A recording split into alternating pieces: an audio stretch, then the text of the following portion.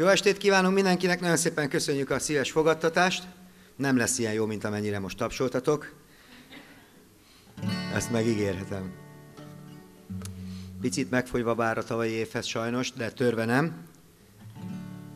Egy rövidke kis akusztikus műsorral készültünk a jókedély megalapozása érdekében. Mindjárt először fogadjátok szeretettel a Bojtorján zenekar Énekelsz egy régi nótát című dalát.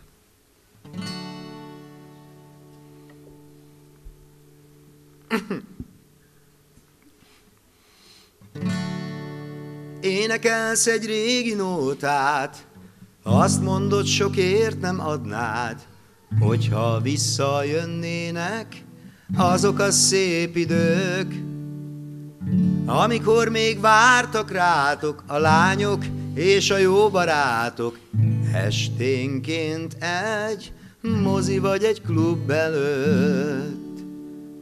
1-200 most! Képzeld el, hogy visszatérnek azok a régi bolond évek, és minden éppen úgy van, ahogyan volt. Éhes vagy és nincsen pénzed, átcsavarogtál 3 éjjel, és mint egy őrült járod a rock and rollt.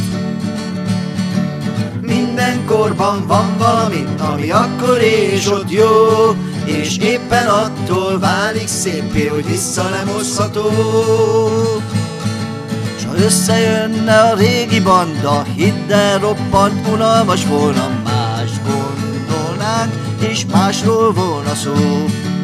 Azok az évek elmúltak már, te is eléggé megváltoztál már. Meg lehet, hogy a tükörnek nem hiszel, de ha egy régi lánnyal találkoznál, tudom, te is csodálkoznál, hogy meghízott, s hogy 2 gyereket nevel.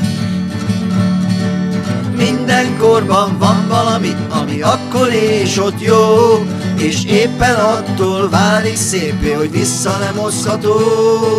Megmarad nekünk néhány dalmi emlékeztető, hogy az életünknek nincs refréne, nem ismételhető.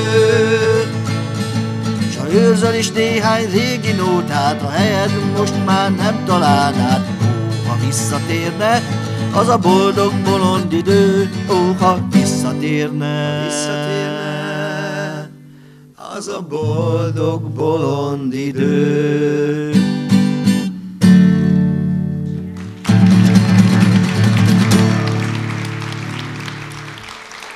Rögtön, hogy megszeressetek, el kell marasztaljam a közönséget, mert ebben voltak olyan részek, ahol lehetett volna tapsolni.